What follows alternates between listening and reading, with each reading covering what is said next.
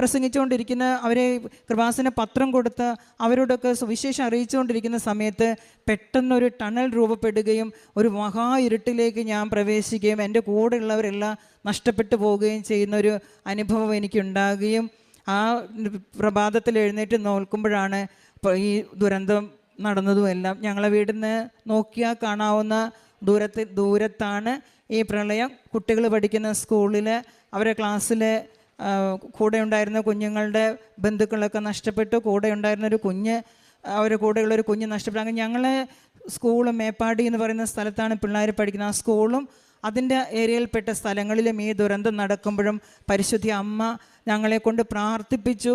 ഈ ദുരന്തമെല്ലാം കഴിഞ്ഞ് എല്ലാവരും ബഹളം വെച്ചോടുമ്പോൾ ഞാൻ ശാന്തമായിരുന്നു, പിന്നെയും പ്രാർത്ഥനയിൽ തന്നെയായിരുന്നു.